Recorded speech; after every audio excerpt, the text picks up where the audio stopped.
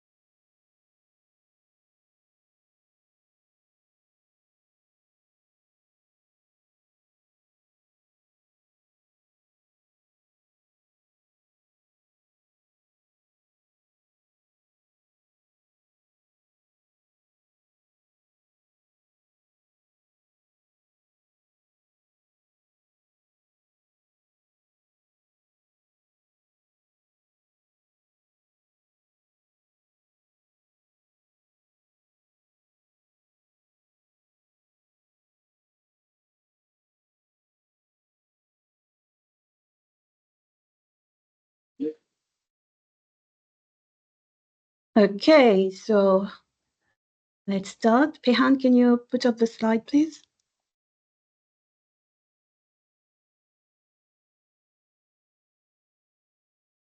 Yes, definitely. 1 second, please.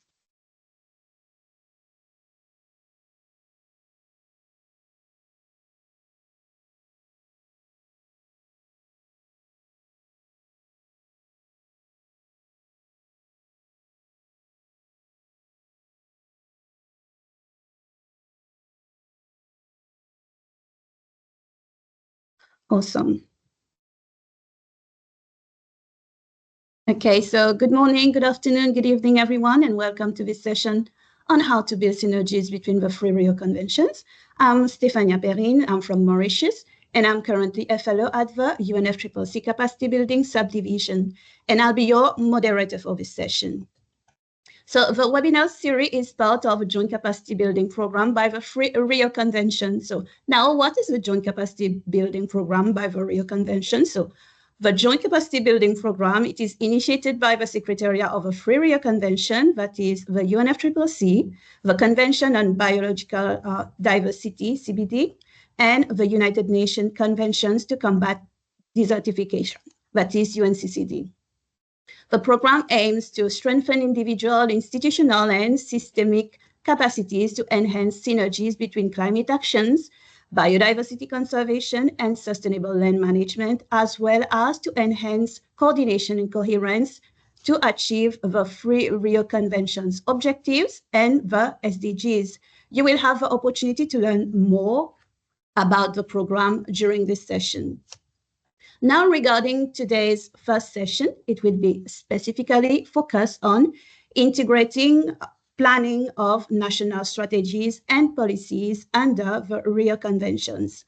And during the session, you will learn about best practices for creating integrated plans that address the intersections of climate action, biodiversity conservation, and land restoration. And the session will also highlight the importance of cross-sectoral collaboration and stakeholder engagement in achieving synergistic outcomes. Before we start, just a brief housekeeping rule. To avoid disruption and background noises, kindly ensure that your microphone is muted unless you're given the floor by the moderator to make an intervention. Recording of today's session, as well as presentations, will be uploaded on our event page. The link is now being posted in the chat format. We will also send out a survey at the end of the session for your feedback. And lastly, please note that by participating in this event, you consent to it being recorded. Now, agenda. So we will have opening remarks, which will be delivered by Mr. Alejandro Kilpatrick. Then we're going to move to a WooClap session. Then we're going to move to a presentation on leveraging Rio Synergies, key findings from Rwanda, from a GIZ representative. Then we'll be moving on a session on interlinkages between Rio Conventions and how to build synergies in planning processes, which will be delivered by Ludwig and Pehan. Now, regarding our speakers, so Mr. Alejandro Kilpatrick currently serves as the manager of a capacity building subdivision in the means of implementation division. Prior to joining the UNFCCC in 2001, he worked 10 years for the global mechanism of the UNCCD in Rome as program coordinator for Latin America and Caribbean, focusing on facilitating access to funding from climate change financial mechanism for the areas most affected by land degradation and desertification. He also worked close to 4 years for the United Nations Environment Programme, Regional Office for Latin America and the Caribbean, on several environmental issues, including the Montreal Protocol, cleaner production, biodiversity, and land degradation. Our second speaker will be Waltraud Ederer, who is a representative of the Economics of Land Degradation initiative hosted by GIZ. She led a study on synergies across the Three Rio Conventions in Rwanda, which has remarkable outcomes that she'll be sharing with us today. She is also currently leading similar work in 5 Central Asian countries that will highlight pathways to build synergies between Rio Conventions. Then our next speaker will be Dr. Ludwig Liagre, who is a development cooperation professional, founder and managing director of Rio Impact, a consultancy firm specialized on policy and finance for biodiversity, land, and climate. He led complex projects in multiple geographies in partnership with a diversity of public and private organizations, and he is now supporting the implementation of a joint capacity building program initiated by the Three Rio Convention Secretariats. And lastly, but not the least, we have Pehan Yang, who is working with Ludwig at Rio Convention. He holds a master's degree of environmental policy with a focus on synergies between the Three Rio Conventions. He used to do his internship at UNFCCC on this topic and is now in charge of developing knowledge products such as info briefs and training modules to support the Rio Convention Joint Capacity Building Program. And before we delve deeper in our discussion today, I now invite Alejandro Kilpatrick for his opening remarks. Alejandro, the floor is yours. Thank you very much, Stefania, and good morning, good afternoon, good evening to our participants. Thank you for joining us in this first webinar of the series of webinars that will take place between today and the month of October as part of this joint capacity building program between the Rio Conventions.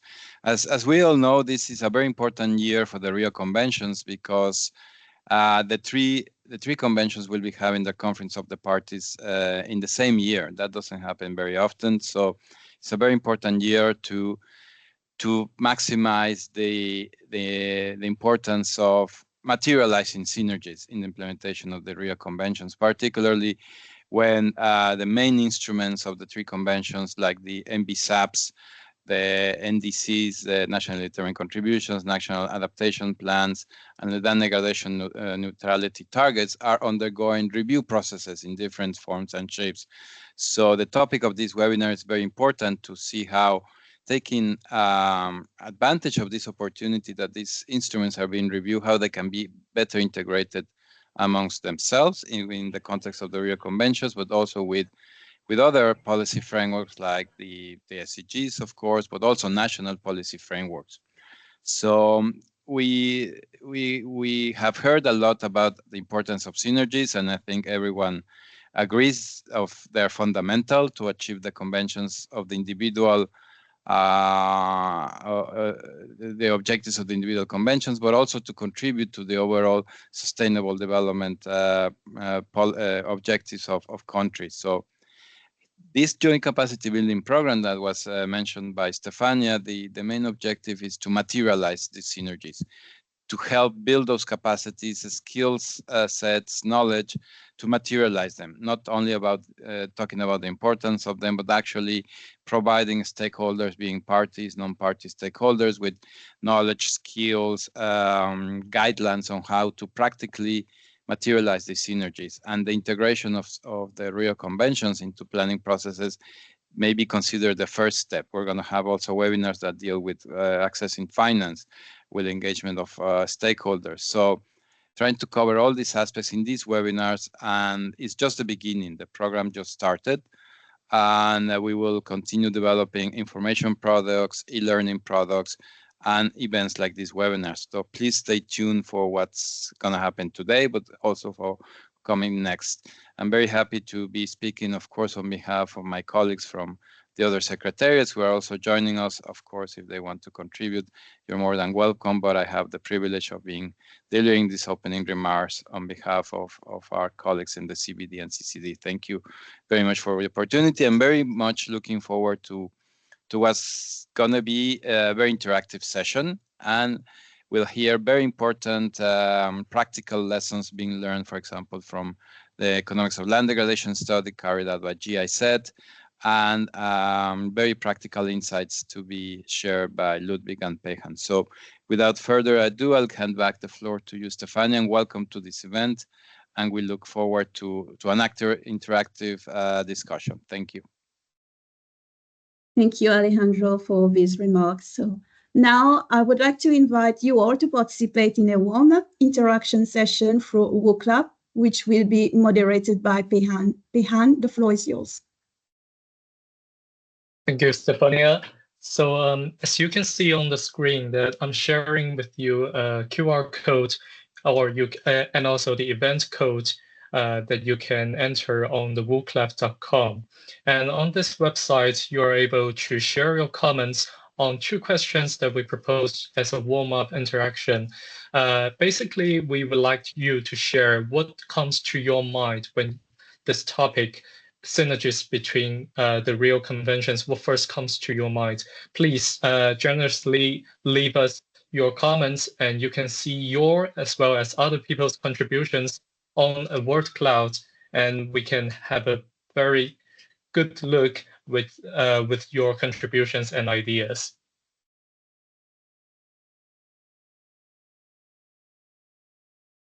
So now I see that some people has already sharing their contributions into the word cloud, but I'm going to hold this QR code for a while so that more people have time to scan it. But I'm already reading some very interesting words from you. I believe you can also see from your own phone or laptop. I see the most popular word we have now is collaboration, exactly what we are doing today. Resilience, nature-based solutions, and also ecosystems. Oh, wow, it's switching really fast.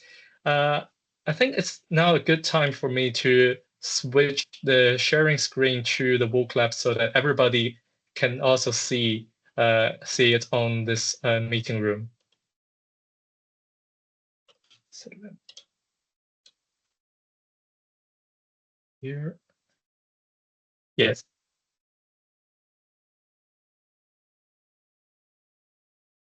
So now we can see that the biggest word is now collaboration and climate change. Well, please do bear in mind that we're not only talking about climate change today. Biodiversity conservation and land degradation neutrality are also very equally important topics that will be a focus of ours today.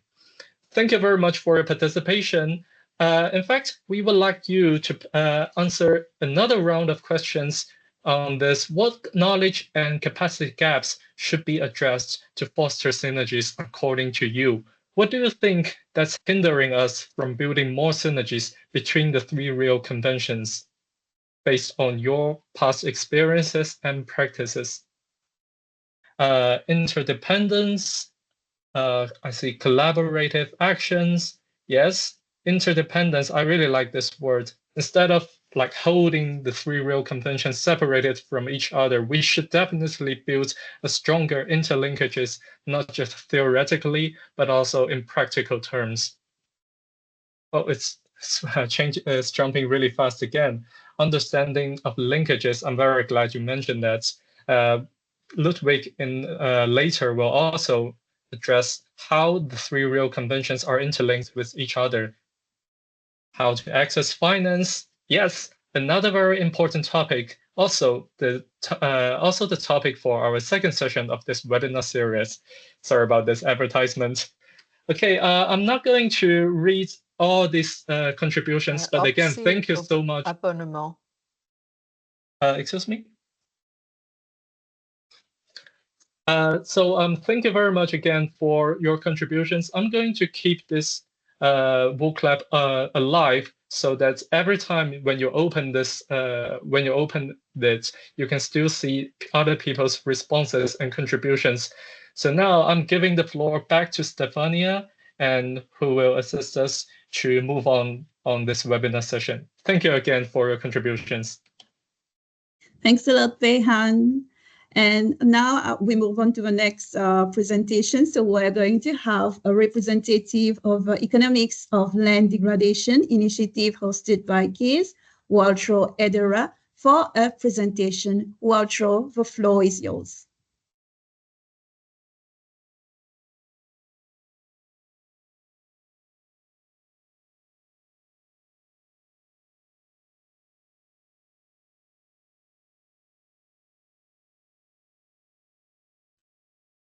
Just a few seconds because she's going to share her presentation. Thank you, Stefania. I'm back. Can you see me again? Yes. Okay, perfect. Sorry about this. Let me share my screen. So can you see my screen? Yes. Perfect. Yes, we can. Thank you. Hello, everybody. A warm welcome from my side also. I'm delighted to be here and to present some of our work that we are doing together with our partners. And so let me jump into the topic. I want to talk about three things. The first thing is I want to tell you who we are, the Economics of Land Degradation Initiative. The second one is to show you why we have chosen the topic of Rio Synergies and what's the rationale behind it.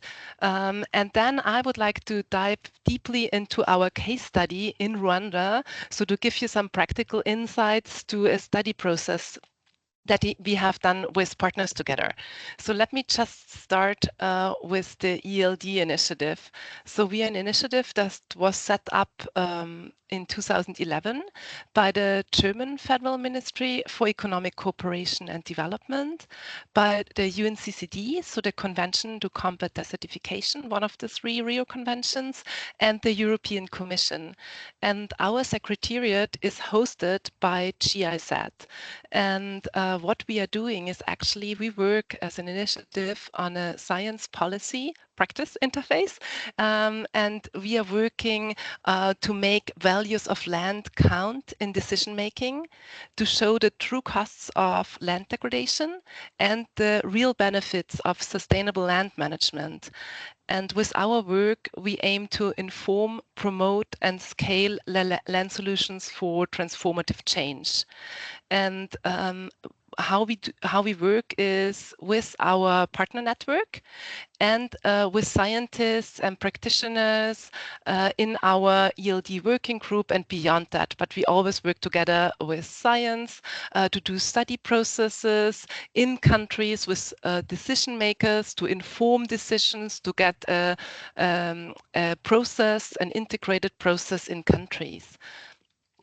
And I'm starting with another partnership that we are doing with UNEP and Global Canopy, where we are looking at investment flows into nature-based solutions, to say, okay, how much money is invested into nature. And what we also are doing with this report series that comes out annually is to say, okay, how much money would we actually need to fulfill the global commitments under the three Rio Conventions? And there we can see a huge financing gap.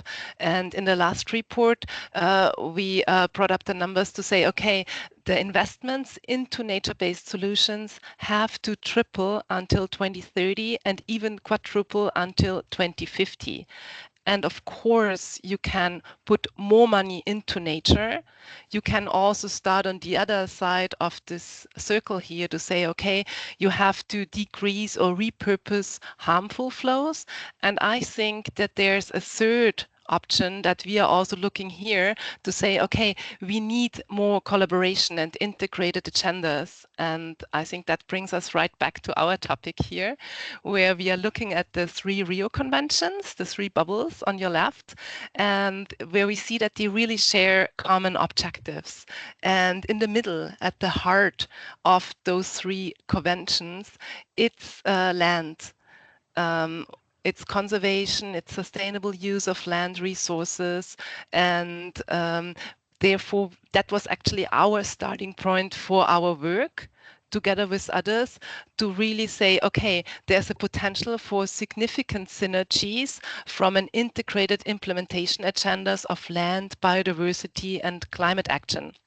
And that's what we were analyzing in a country case study in Rwanda. And maybe just to say, so we were not coming up with that idea completely alone.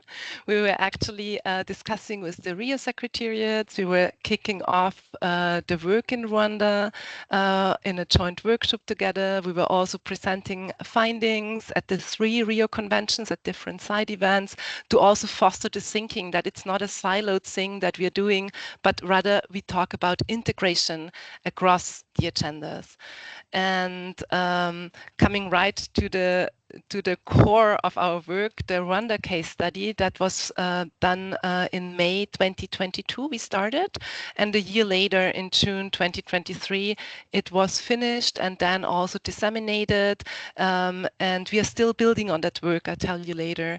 So what was the aim and objective of doing a country case study?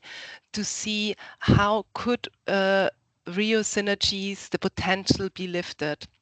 So we were looking at the economic costs of the siloed programming and implementation at the country level. And then we were really comparing it with joint programming, and we're looking at social, environmental, and economic benefits that would bring when we think the Three Rio agendas and their target systems, so land degradation, neutrality targets, LDN, NDCs, and NB subs for biodiversity and climate together. And with our work, we were focusing on land restoration targets only. And what we wanted to discover was the following research question. We're looking at the costs of land degradation in Rwanda, looking at the financing needs for restoring degraded land in Rwanda, and also looking where could be the highest benefits, so where the areas with the highest cost-benefit ratio, and also looking at policy implications. And actually, I wanted to mention that all of our studies are online. I share the link later on the slide. You can find it everything on our website. Also, this Rwanda study process that we have done together with the University of Bonn, Rwandan Partner Ministry was the Ministry of Agriculture and the ELD initiative. We have a study report and a policy brief for you there. And now I start very with the basics. So what do we understand by synergies? We say, okay, synergies would lead to like an economic way of thinking to increased effectiveness. So with collaboration, we can restore more hectares of land than in a siloed way, and to increase efficiency. That says, okay, every hectare we can restore at lower costs. That's actually the system where we come from, this economic one. And economists always talk about trade-offs. So if you promote one thing, it can have negative impacts on something else. So for example, biodiversity and land, there could be impacts on food security. And we're also having that in mind when we are doing the study. Okay, so that's the background. This is what we understand by synergies. The next thing was we started to look at land-based targets under the Three Rio Conventions. So on top you can see the LDN, MB subs, NDCs, right? The targets for the conventions, and also the Bonn Challenge.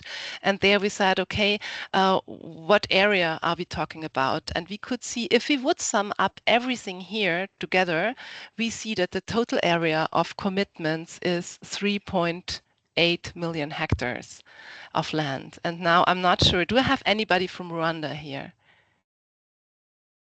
getting interactive, people. I think I have nobody from Rwanda or nobody who knows the area and wants to raise their hands. So actually, the total area of Rwanda is only 2.6 million hectares. So that tells us, of course, the pond challenge, as you can see, it kicks in a lot in terms of hectares. But it tells us if we would look at everything in a siloed approach, we exceed the country size of Rwanda. And so it makes sense to collaborate. So that's also another indicator for that. We also looked at overlaps in the different target systems in targets. But I think that's just to illustrate that these are overlaps that we could identify. And then I wanted to show you one slide because I think it's very interesting also for non-land people and non-economists to say, okay, we need $300 million to restore and sustainably manage land until 2030 in Rwanda. And then we say, okay, what are the costs? On the left-hand side, you see the costs for restoring degraded lands in a spatially explicit way. So in a map, right, where you can really see the location. And then on the right-hand side, you can see, okay, red, yellow, green, very easy system to understand, okay, where does that cost us more money to do it? And where does this has a higher return on investments if we restore land? And so I think that is something we can also do with this analysis and with looking at synergies to overlay data to see, to identify locations. So that was actually the meaning of that slide. The next one is also, because I saw climate change coming up a lot, one could also look at carbon sequestration potential. I don't want to cite up the numbers, but just showing you what would be possible to do. And then what I really want to dive a little bit deeper is the scenarios that we were building. So we were coming up with 5 scenarios where we said, okay, what could we evaluate and compare? So these would be scenarios for joint implementation, and these scenarios, so a joint interagency working group, information exchange platform, joint monitoring and evaluation systems, joint funding and mobilization for land, and joint research and capacity building. These were the scenarios that were identified, and these scenarios we were looking at. And this is actually the outcome. So in blue, the blue bar shows you the baseline. So what's happening at the moment? So not coordinated, more siloed approach. Of course, there's always a little bit of collaboration. I think that differs in countries, but basically what we have at the moment. And in orange, you see the scenarios that we were calculating with a coordinated joint programming approach. And there you can see the bar on the left is monitoring and evaluation. And there you see that there's the biggest gap is here. And then also in the other, you see that the yellow one brings efficiency and effectiveness regarding costs, so savings. And in total, we see that the implementation, so coordination, can help to save approximately 15% of implementation costs for the Rwanda case. And it can also reduce more than 50% of transaction costs. And when I say transaction costs, I mean reporting procedures, registrations, transfer of funding, monitoring, evaluation, all of that, right? So because of that, the number is higher than in real implementation. And what is also interesting qualitatively, it can help to avoid trade-offs. And this, of course, is based on a modeling exercise. And that's already my last slide that I want to share. I don't want that you look at the bubbles in detail, but it's just to show you how many actors, different actors are there, from the government actors to farmers, to cooperatives, to NGOs, to donors, and they are all interacting in this sphere. And so cooperation is actually not only about the agendas and the implementers at the government level, but also others. So it's like different levels from national to local level. And here are the key findings of our process, where we say, okay, we see that the targets are partially overlapping and complementary. We could see with that implementing with coordination has lower effectiveness and efficiency. We need to harmonize this institutional setup. That would also help a lot. And the major findings and recommendations from our study to lift efficiency gains from coordinated actions, we identified five possibilities to think about. So, for example, having a joint interagency working group across ministries, across actors, data exchange, information exchange platform to really share data and make it accessible. Have joint coherent monitoring and evaluation systems. So, for example, not using soil organic matter and soil organic carbon as different indicators, but harmonizing that would also help. For example, that's a very small thing, but it has also very big implementations in this monitoring and evaluation systems one. Joint planning and funding mobilization, that's also an interesting one. And joint research could also bring a lot of efficiency gains. And I have really last slide now, I'm sorry. That was the last slide for Rwanda. And we are actually now working on a process, as Stefania introduced, building on this lessons and work that we have done in Rwanda. We are working now together with CGIAR centers, the International Rice Research Institute and the ICARDA Triland Institute in Central Asia, and colleagues from GIZ, to look at a regional study on the synergies, building on the same methodology and particularly focusing on investment cases for integrated land, biodiversity and climate action. So looking how could we mobilize funding, and improving and building up monitoring and reporting systems to see, okay, where are hotspots, how could that be more integrated. And so that's a regional one in 5 countries. And we are doing an Uzbekistan deep dive where we go deeper and build on that work that was done in Rwanda. Study was kicked off last year at the subsidiary meetings under the UNCCD, and it will be launched in December this year at the COP of the UNCCD.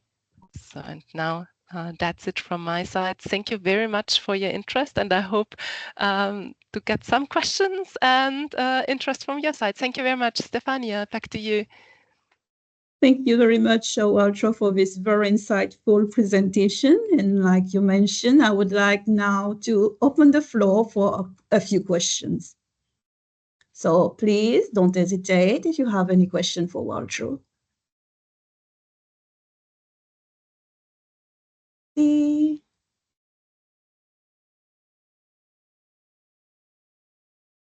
Okay, I see Verena Sommer. Yes, please. Okay, now my camera is on. Okay, thank you very much, Waltraud, for the insight. And probably it's clear as GIZ, I'm asking for the stakeholder management or construction something. It refers to the last slide. So I was wondering if you have an idea how the distribution of the different topics and also the negotiation lines within the ministries is influence the grade and willingness to cooperate. So here in the Rwanda case, it looked that with the environment ministry, at least also climate is included, but I'm not sure.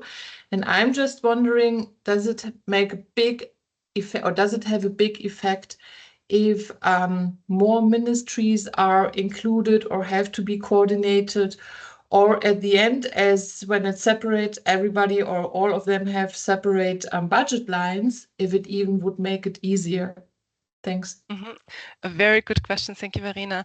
Yes, I think Payan and Ludwig, they have a number. So the focal points for the different Rio conventions are often in different ministries. For example, in Environment Ministry, Agricultural Ministry, sometimes in the Foreign Office, I also learned. But for example, in Rwanda, it's in different ministries. So because of that, I think we also have some coordinating actors. But from my experience, I think countries are very different. And I could also feed that back if we have country representatives. But in Central Asia, for example, in Uzbekistan, the focal point is in the same ministry for all three conventions. And what I learned from our GSAT colleagues with whom we are working, that this is also a big task to handle for one single person to follow up on those three conventions.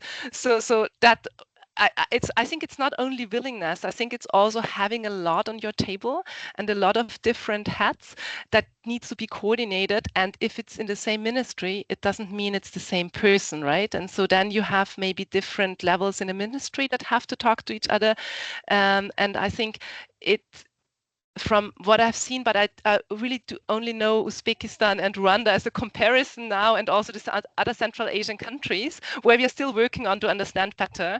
I'm not sure if it's a big advantage as it brings other like challenges, but I think bringing people together on a table, it is really the key issue to understand where people can learn from others and use systems, so that we have seen, for example, in Central Asia, where we had all national focal points or representatives of the national focal points, because sometimes they administer level, so they would be more technical staff, I think, discussing on the topics, bringing different angles in. That was a very interesting exercise that we did. So I think there's no yes or no answer to that one.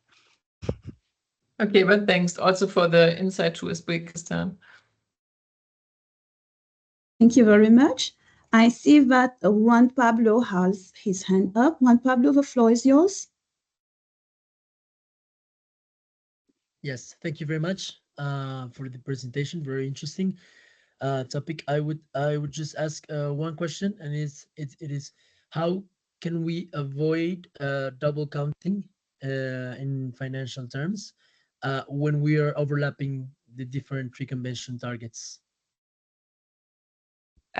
Cannot answer that one. How can we avoid? I'm not sure that maybe we have to feed that back to Alejandro. I'm not sure if we have to avoid it, because when you look at what synergies are, if you consider that the different under the different conventions, the pledges are made for, like the targets are set from the one perspective. It could, in my opinion, also bring a big advantage to say, okay, but how can we reach our targets jointly together? How can we identify? There's a lot that we have to fulfill. If you look at the commitments of Rwanda alone, do we really have to have everything on a separate location, or would it make a lot of sense to work together and collaborate? And it's then, for example, for monitoring, you go out one time to the field to get your indicators, you share it, you see your peer fellows in the other, working on the other topics, makes a lot of sense financially, I would say. Okay, thank you. Thank you very much. I see no other hand. Okay. So thank you very much, Walter, for once again. Okay, one last hand. Raquel, yes, you have a floor. Yeah, sorry. I don't know what's going on with my computer, but maybe you can hear me. Yes, perfectly. Yes. Yes. Hi. I would like to know how do you integrate like science, like research from different perspectives, like for example, protected area information or other programs like TBAs, IPAs, that is the key important areas for birds or for mammals and plants in this plan of restoration. And in your like plan. planning Yeah, needs? Thank you very much for that question. Yes, so that was what we discussed, for example, at the Inception workshop in Central Asia, where we had people working on biodiversity. And so we came up in Central Asia with an overlap of protected areas. On the maps that I showed you, you can really see where the protected areas are, and then you can see like that where and identify like that land restoration. There's also the issue of what happens with climate change in future. So is that still holding true? So it's different. So it's getting more and more complex, I think. But I think it's also very good to bring the different perspectives in. Is that answering your question? Yes, but you have like researchers from different institutions in meetings and in Sorry. Decision makers. We had decision makers working on biodiversity, so from the Environment Ministry, and they were sharing the data where the protected areas are. Others were coming in with disaster. We had, for example, I forgot the snow leopard. It's a very big topic in Central Asia. And so people were saying, okay, this is where we get our biodiversity data from. And I think from a research perspective, we are looking at modeling with satellite data. And I think for conservationists, it's also very important to say, okay, but we have to go in the field and do data. So this is not in our study because we look from space, actually. So survival rates, what's a forest? There are different things that need to be discussed, but with decision makers and experts also that support ministries we're discussing. Thank you very much. And again, thank you very much, Walter, for sharing your insightful work with us. Always a pleasure to have you with us. And we look forward to working with you further. So now we move on to the next part of our session, and we're going to look at the interlinkages between Rio Conventions and how to build synergies in planning processes. And this session will be delivered by Pehan and Ludwig. So the floor is yours. Thank you very much, Stefania. I hope you can hear me well and that you can also see my screen. Yes. Fantastic. Well, it's a pleasure to be with you today. And maybe to start, let's have a quick reminder on those three Rio Conventions. Because they were born at the Earth Summit in Rio de Janeiro in 1992. And now, let's say they comprise three of the major international treaties on questions related to the environment and sustainable development. But there are many other multilateral environmental agreements. So we are looking now at the three sister Rio Conventions, namely the CBD, the Convention on Biological Diversity, that aims to preserve biological diversity, to promote sustainable use and related benefit sharing, fair benefit sharing of genetic resources. One of the big achievements of the CBD has been the Global Biodiversity Framework, the GBF, that was launched in Montreal at the last COP, the COP15. It has 23 targets that guide the global biodiversity efforts. Then we have the UNFCCC, the United Nations Framework Convention on Climate Change, that seeks to stabilize the greenhouse gas concentrations to prevent climate change. And some of the key agreements attached to it, you all know them, the Kyoto Protocol, the Paris Agreement in particular. And we have, not the least, the United Nations Convention to Combat Desertification, the UNCCD, that addresses issues related to desertification, but also beyond desertification, land degradation more generally, and drought, particularly in dry regions, but not only in dry regions. All countries and regions in the world are concerned and are addressed by the convention. The UNCCD is custodian of the SDG target 15.3 on land degradation neutrality, LDN. So you start understanding that the world of Rio Conventions is also a world of acronyms. So please keep in mind that there are not a lot of acronyms to remember, but we'll get to that, and you will see it's not that complicated. So why synergies are important? As Valtro elaborated very well, there are a number of reasons why synergies are to be considered as an important topic. for the Three Rio Conventions, but also beyond, looking for synergies with other multilateral environmental agreements would be very important. And then in the field of biodiversity alone, you've got several conventions, the CMS, the CITES, Ramsar, etc. So all of them, ideally would work well in synergy. Well, we talked about the importance of integrated planning for more efficiency. That means also reduced costs of planning, but also of monitoring and evaluation. That means also more resources that can be allocated for actual implementation on the ground. Co-benefits, of course, because by building synergies, you generate more benefits, co-benefits that contribute to achieve multiple goals at the same time. And stakeholder mobilization by putting together in the same rooms, in the same coordination fora, the different stakeholders of the Three Rio Conventions really help also to galvanize and mobilize more contributions, more energy for the achievement of the Three Rio Conventions objectives.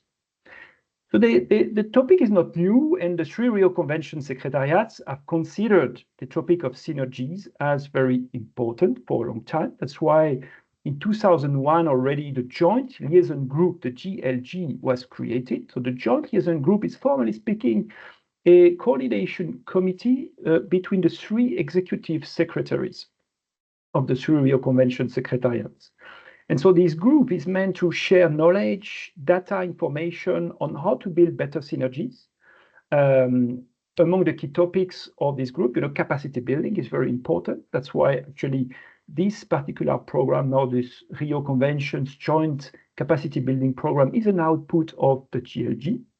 And a number of other key topics have been considered priorities along the years, including adaptation to climate change, for example. By the way, we are building now a knowledge product on how to integrate synergies in the context of NAPs, of National Adaptation Plans, but also we're going to do the same for NBSAPs, the National Biodiversity Strategy and Action Plans, and for SDN targets. We'll go back to this in a few minutes. Good thing to understand how those conventions work is that they have many similarities in their structures. You have for all of them what is called science policy interfaces. For example, for the UNFCCC, I'm sure you all heard about the IPCC, the Intergovernmental Panel on Climate Change, but you also have a similar science policy interface under the CBD, the IPBES, Intergovernmental Science Policy Platform on Biodiversity and Ecosystem Services. And for the UNCCD, it's called the SPI, the Science Policy Interface. There is also an emphasis on capacity building, knowledge sharing for all the three conventions. That's why you will find on all the Three Rio Conventions websites, you will find a capacity building portal. And by the way, the content of that particular program, this Rio Conventions Joint Capacity Building Program, all the training material, all the knowledge products will be made available on those capacity building portals.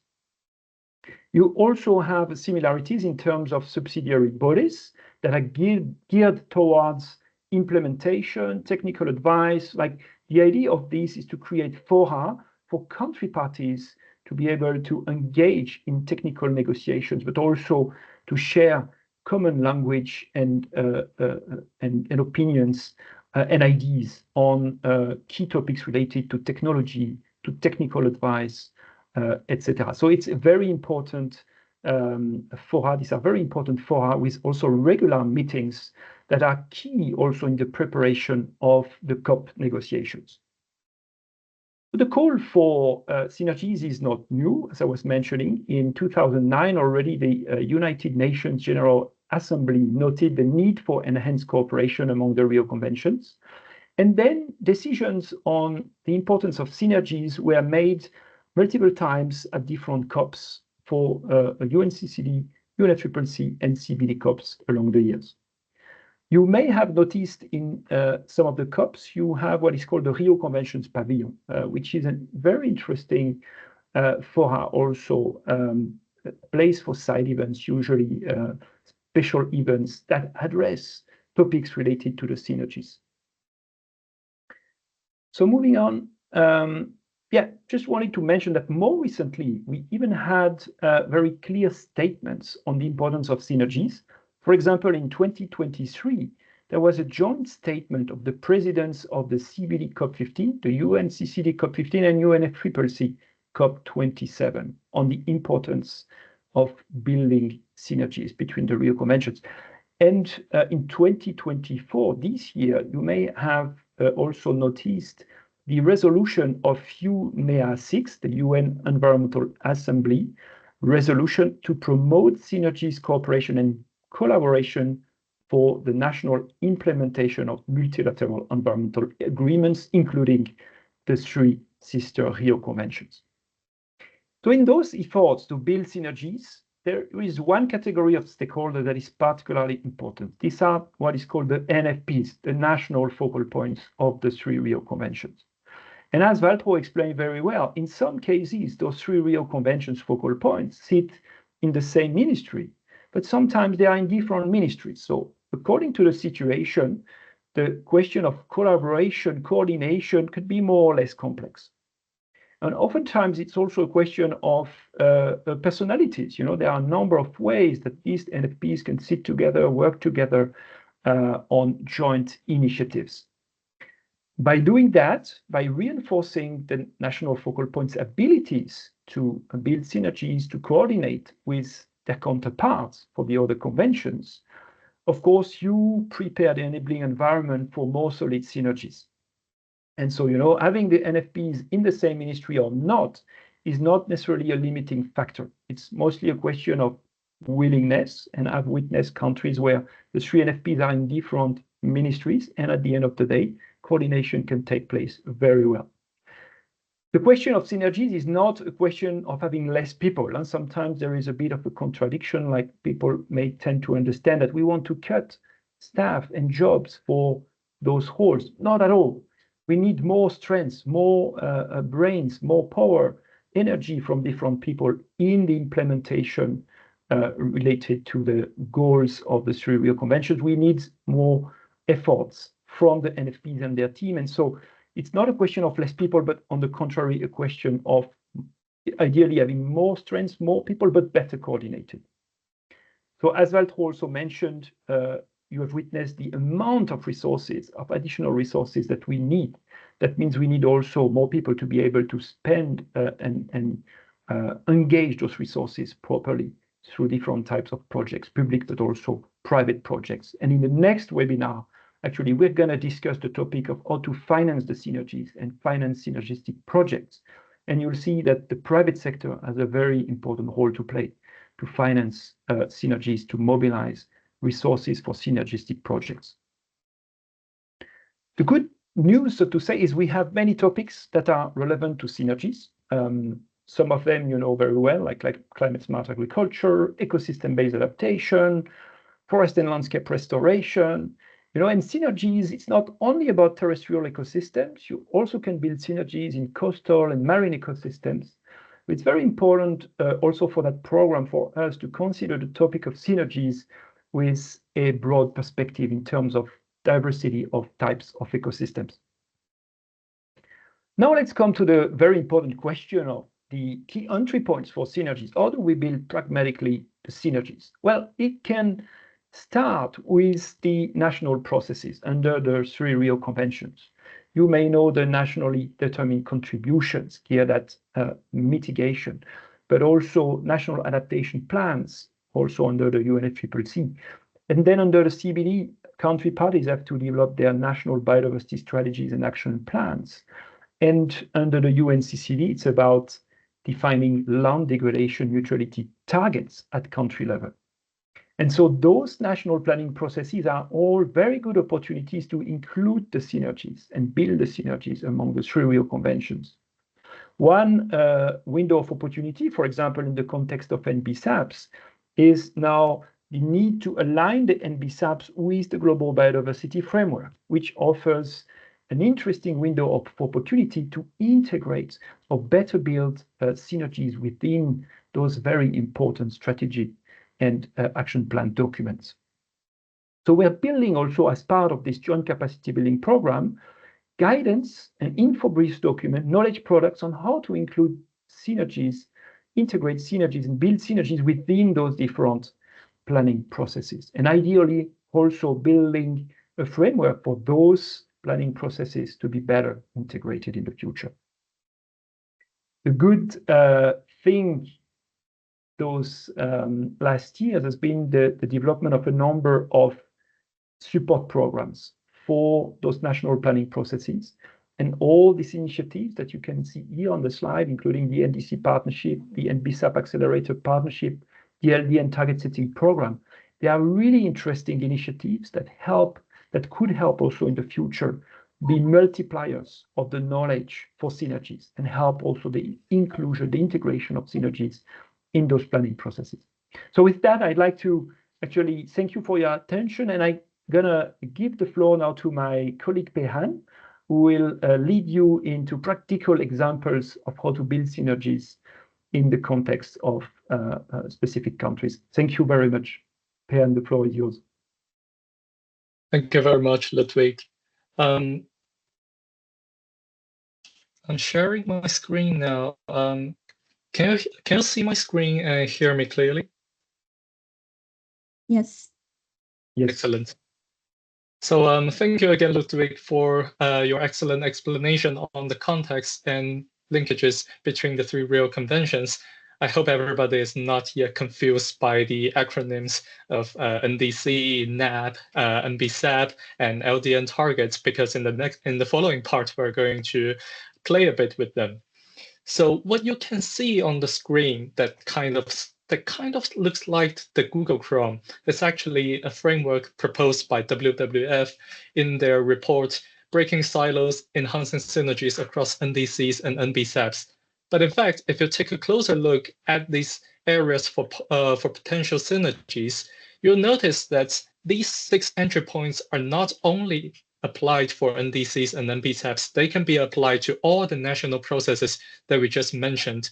So in order to give you a clear idea how these elements, how we can identify synergies through integrated planning, I'm going to elaborate on each one of them while presenting one or more examples showing you how synergies can be achieved or have been achieved in past efforts.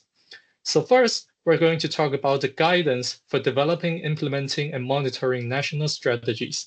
And yes, and overarching guidance can be really helpful for governmental officials and other stakeholders, especially when the NFPs of the Rio Conventions are separated in different ministries. So it may surprise you that 20 years ago, the government of Bhutan has already developed a reference guide for Rio Conventions, touching upon these key topics on the right that we're still talking about today. But of course, in 2004, at that time, we did not yet have NDCs, NAP, NBSAT, etc. But this is still a very good example that we can learn from the past, that nowadays, providing, developing, or updating such a reference guide can be the initial step to build synergies across the Rio Conventions, especially in developing countries like Bhutan. Moving on, the second entry point for synergies through the integrated planning is the coordination between different national policies. Here, I like to quote this example from Grenada, which was developing a project in 2019 about climate-smart agriculture. This project ambitiously aimed to incorporate all the objectives of the Rio Conventions and strategies into climate-smart agriculture, and therefore it necessitates institutional arrangements to coordinate different national policies. So the Grenada government established the MEA coordination meetings. MEA stands for Multilateral Environmental Agreements, which, for example, the Rio Conventions are MEAs themselves. And also they established the Ad Hoc Project Steering Committee. So these two institutions, these two mechanisms, both serve the aim to coordinate different national policies and their relevant institutions. But of course, establishing such mechanisms does not solve problem automatically. it's no secret that the members of these meetings and steering committees from Grenada government are still suffering from the lack of capacity. So we can conclude that not only we need to establish relevant mechanisms, but also the follow-up capacity building activities are equally important to ensure that coordination are actually happening. Moving on, the third entry points the WWF framework has identified is defining integrated targets and measures. This one, I believe, is the easiest to come to mind when you think about synergies. So here I'm proposing you two examples. One is to align the adaptation goals and the biodiversity goals. The other one is between biodiversity and land actions. So the first example, you can see that study has shown that the global goal on adaptation and the Kunming-Montreal Global Biodiversity Framework, the GBF, can share a strong linkages with each other. The seven action areas identified by the UAE framework for global climate resilience and the 23 targets identified by the GBF can have a lot of interlinkages that you may want to take into account when developing the NAV and also the NBSAP, because if you don't, well, you can for sure that you are going to repeating a lot of works and spending a lot more money. And another example is the linkages between the GBF and the LDN targets, which are identified by this report produced by the UNCCD. Again, I'm only showing you a part of the targets of the 23 targets from GBF, but as you can see that among the 3 targets, a lot of linkages can already be identified. And as the list goes on, more and more linkages can be found, and therefore the synergies can be forged. So we move on to the next entry points for integrated planning, that is the global processes for taking stock of climate, biodiversity, and land actions. I think the most obvious global process for taking stock that comes into your mind may be the first global stocktake of Paris Agreement that was just happening last year. But this is only focusing on climate action. In the future, of course, we hope that there will be more processes like this to take stock of biodiversity and land actions. And another example for this global processes that may not come to your mind immediately, but is also quite logical, is the collaboration between the science policy interface. For example, in 2020, the IPBES, if you still remember, is the science policy interface for CBD, and the IPCC, which is for the UNFCCC, they co-organized a workshop on biodiversity and climate change. And they produced the scientific outcomes summarizing the emerging state of knowledge involving climate change and biodiversity, and also identify the knowledge gaps to be solved, and also the trade-offs to be addressed. So following this, it is very logical that we expect more collaboration between IPBES, IPCC, and also the science policy interface under the UNCCD to collaborate on in this way. Now, the fifth entry point for integrated planning would be stakeholder engagement. And here I'd like to propose to you this specific example of Peru, because the Peruvian government paid special attention to engage with local and indigenous communities to enhance synergies. For example, under their climate mitigation actions, Peru established the National Forest Conservation Program for Climate Change Mitigation, which works directly with indigenous peoples and communities to monitor the forest ecosystems in their territories, and also to draw from their vision, knowledge, and the ancestral wisdom. And under their climate adaptation action, Peru established the Indigenous Peoples Platform for Climate Change, which is a key instrument for their national adaptation planning process. So here we're only talking about climate change actions, But in fact, engaging with indigenous peoples and understanding and also applying indigenous knowledge is vital for promoting synergies among the Three Rio Conventions. And this will be the topic for the third session of our webinar series. And last but not least, the last entry points for integrated planning will be joint monitoring and evaluation. Now, I'm not going to elaborate too much on this because my example is directly quoting the remarkable outcomes made by the ELD initiative and the GIZ, which Waltraud has already introduced to you just now.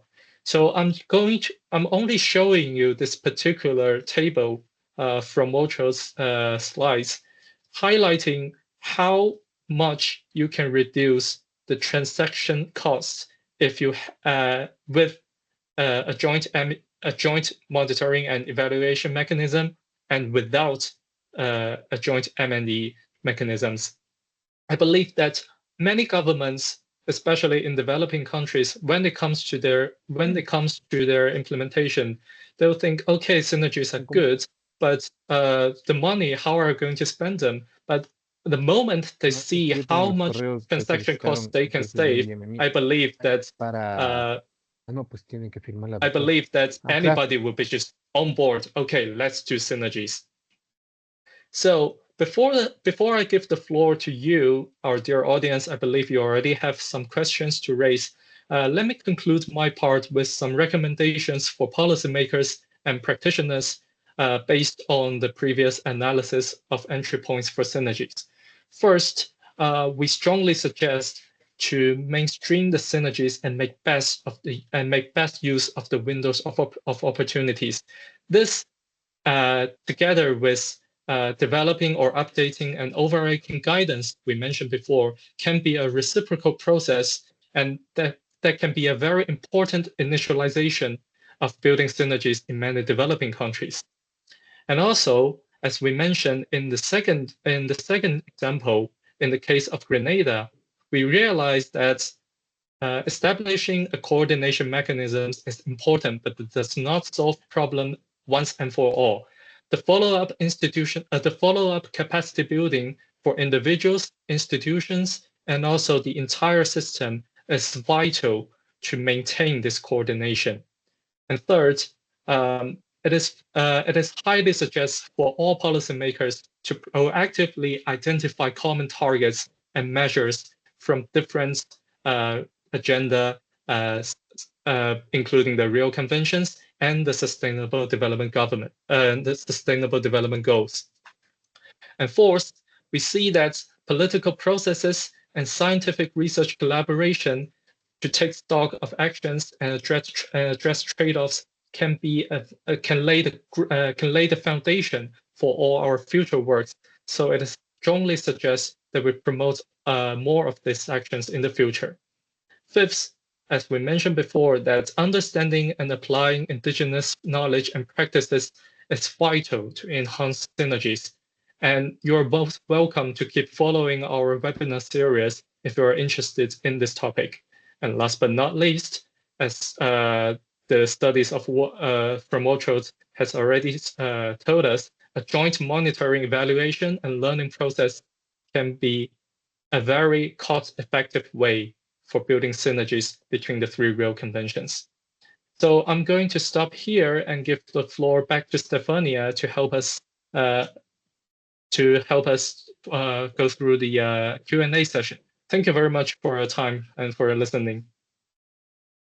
Thank you very much, Pehan and Ludwig. So now I open the floor. If you have any questions for Pehan and Ludwig, please don't hesitate.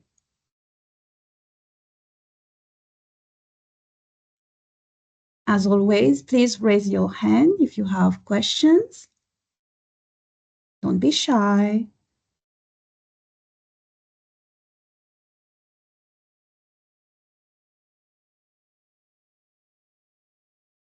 Okay, I see Juan Pablo, please.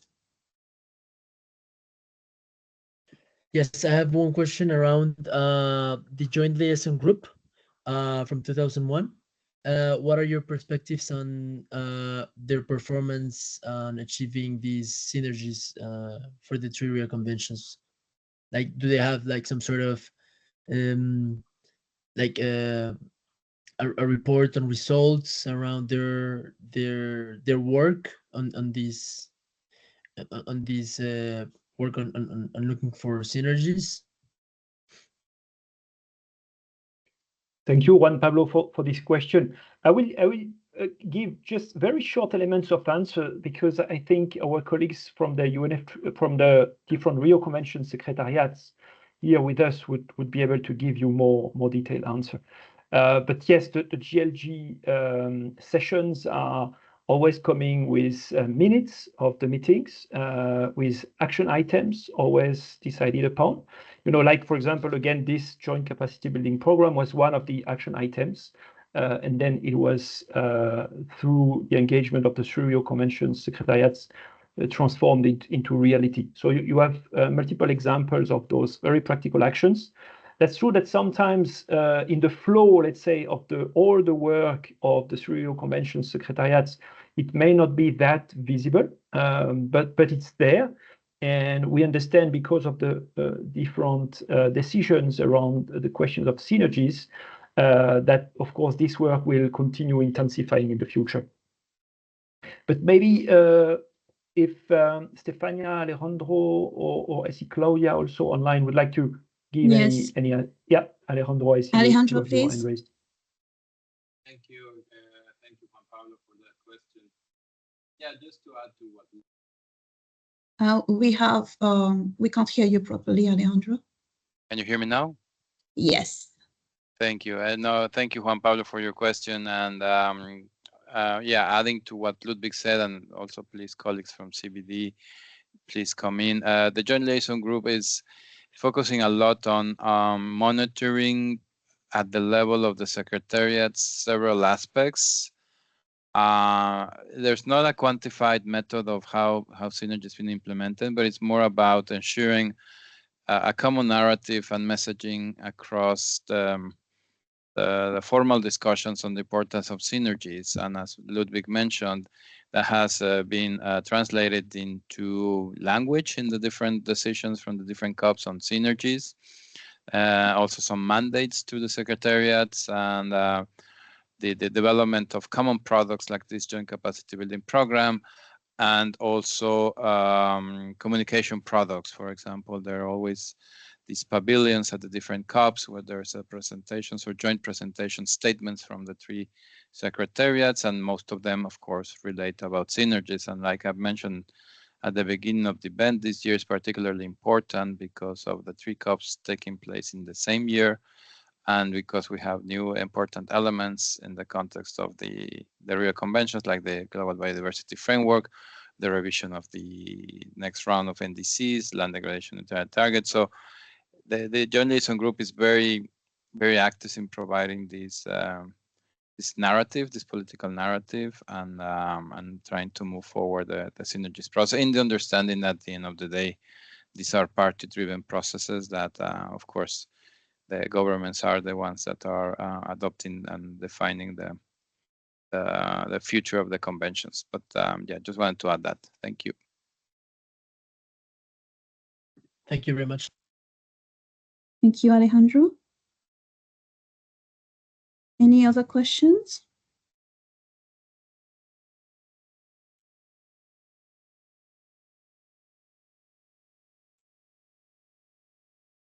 Okay, I see no further question, which means that Ludwig and Behan, you have done a very good job in your presentation.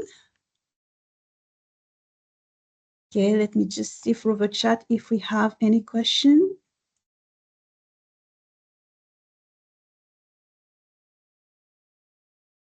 Okay. Okay, so since we have no further question, Behan, I leave you the floor for the next part of this session, which will be a quiz. Thank you, Stefania. When we say it's a quiz, we mean a wrap-up fun quiz. No need to be pressured by this. We simply want to give you a quick quiz that you can see how much you understand synergies, how much you have understand what to get the idea of how the real conventions are interlinked with each other. Let me share the screen again so that you can scan the QR code and also go to the wooclub.com, just like what we did before with the word cloud, and you'll be able to see the quiz that we prepared for you.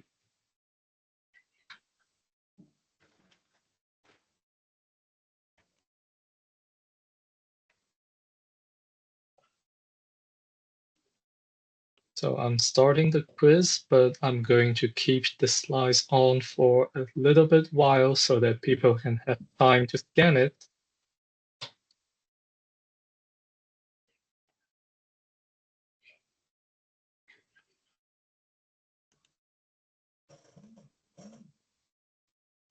You can see that we have 15 participants already.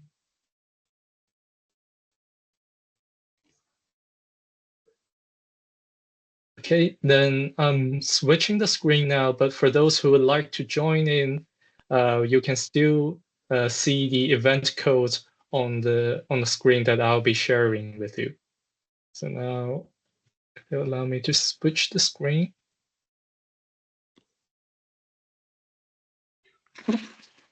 And here we go. So now we have 18 participants. Let's go for the test, the quiz, the fun quiz, yes. The first question, the Rio Conventions are the only MEA's multilateral environmental agreements. Is this true or false? 4 results, 5 results already. Drum rolls.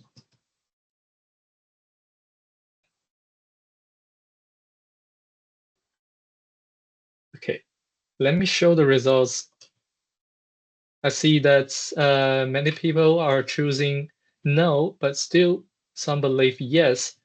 Should I remind you that multilateral environmental agreements is a way bigger categories than the Three Rio Conventions. The Three Rio Conventions are only a small part of the MEAs. Beyond that, we also have, for example, the Ramsar Convention for the international wetlands, the newly established BBNJ Convention, which focuses on the biodiversity in areas beyond national jurisdiction. So MEAs are really a larger topic than the Rio Conventions. Let's move on to the second question. What is the name of the coordination body for the Three Rio Conventions executive secretariats?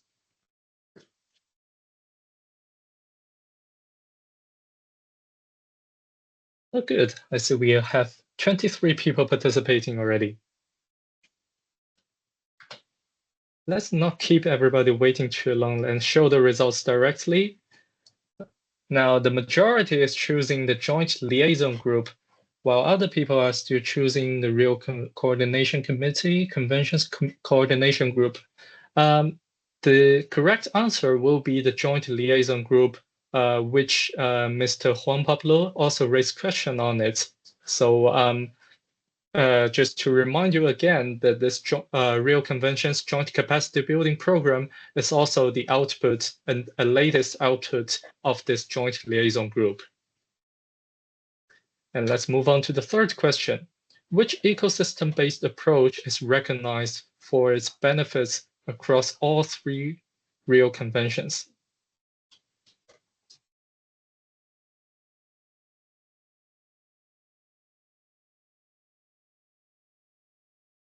And let's have a look at the results. Exactly. Everybody knows that landscape restoration is providing the most co-benefits for all 3 Rio Conventions, while in contrast, monoculture plantations is known as a very, almost notorious actions that may create trade-offs, especially between climate change and biodiversity actions. Moving on, the national focal points of the Rio Conventions are always hosted under the same ministry. Is it true or false?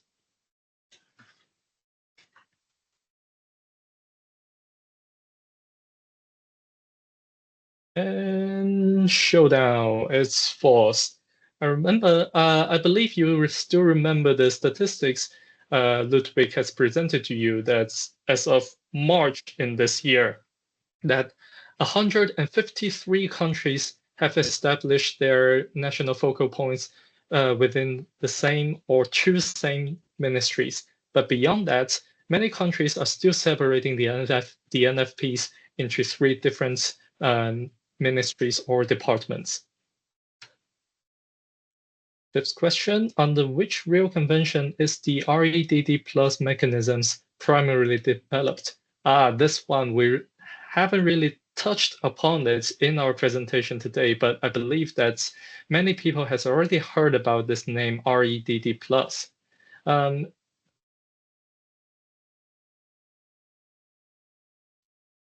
I see that our participants are being a bit hesitant as the answers are not coming as fast as before.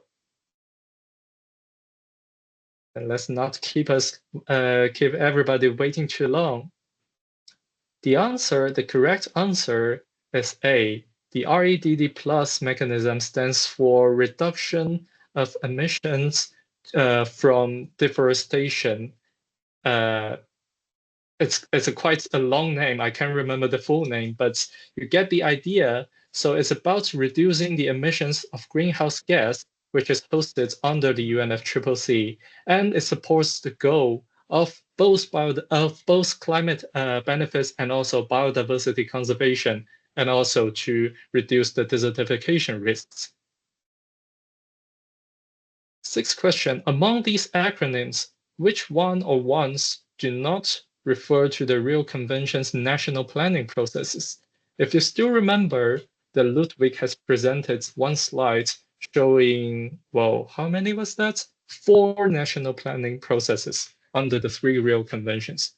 So which of these do not belong to them?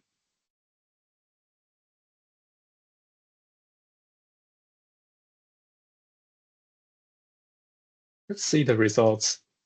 I see that the majority has chosen EBA, which stands for ecosystem-based adaptation, and also the NBS stands for the nature-based solutions. However, the LDN targets are exactly under the Rio Convention's national planning processes, just like the NDCs, the NAP, and the NBSAP, while ecosystem-based adaptation and nature-based solutions are more of the measures that can be adopted within this national planning processes. Seventh question, UNFCCC COP takes place every 2 years, just like the CBD COPs and the UNCCD COPs. In fact, I believe the question may be better phrased if we reverse and asking you if the CBD COPs and the UNCCD COPs take place every year like UNFCCC. Let's see how everybody is answering. Well, the answer is false. UNFCCC COP takes place every year. If you still remember, last year is COP28 in Dubai, and this year would be COP29 in Baku in Azerbaijan. Now we're almost to the end of the quiz. Which ones of these global funds can support synergistic projects across Rio Conventions? We haven't really touched upon this question in today's discussion, but I'm going to give you a small tip. There can be more than one answers to that.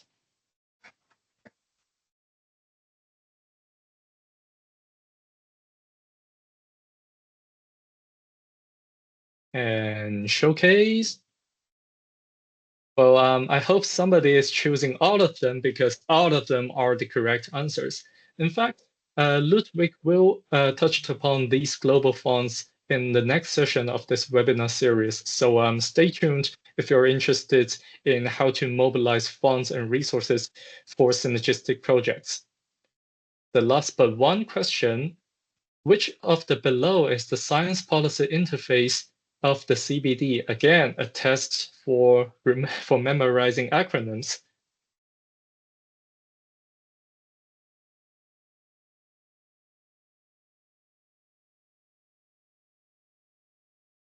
I see again the participants are a bit hesitant at this time. The correct answer is the IPBES, which stands for Intergovernmental Platform for Biodiversity and Ecosystem Services, whereas the IPCC is the Intergovernmental Panel on Climate Change. SPI is the Science Policy Interface under the UNCCD. As for CRIC, is the subsidiary body of the UNCCD. Now, everybody, thank you very much for your patience, and we are at the last question for this fun quiz.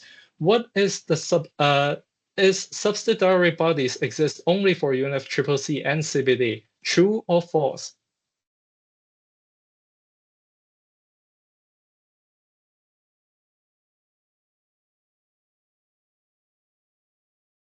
And the result is the correct answer would be false. Subsidiary bodies also exist for UNCCD. For example, in the previous question, we just mentioned CRIC. In fact, you can see that the Three Rio Conventions share a strong linkages, not just because this scientific theories, but also in terms of their structures and the way they work. So I hope that after this webinar session today, you have a clear understanding on how on why synergies should be, but not just a possible option, but why it should be happening between the Three Rio Conventions. Thank you again for your patience for participating in this fun quiz. I'm giving the floor back to Stefania. Thank you.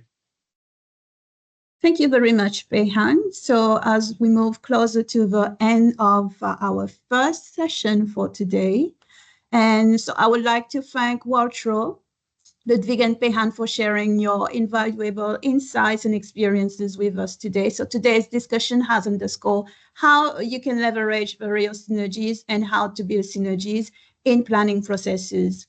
So before we conclude, I would like to invite all of you to turn on your camera for a group photo.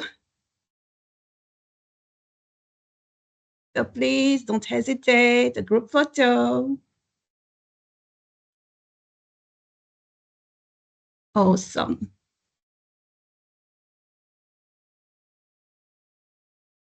Okay. Okay. Okay, no problem, Teresa.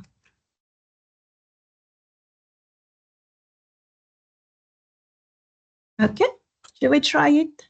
Zinyu? Thank you. Okay, smile, everybody.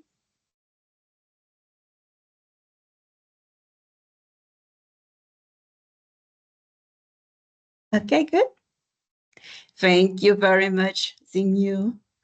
Thank you, everybody, for your participation. So once again, thank you, dear participants, for your presence and participation today. And we look forward to your participation for our next webinar, which will focus on assessing and mobilizing finance for synergistic projects. You will be provided more information on registration in the coming weeks, and we look forward to see as many as you to participate in our next session. So I would also like to thank representatives from the Free Secretariat, UNFCCC, CBD, and UNCCD for their support and collaboration. So thank you, everyone, once again. Nice evening, nice day, and we look forward to seeing you for our next session. Goodbye, everybody. Thank you very much. Bye. Goodbye. Bye. Thank you, Bye, everyone. everyone. Have a nice day. Bye Goodbye. bye. Good job, everyone. Thank you. Bye. Thank you, Have a Claudia. nice See you day. soon. Thank you.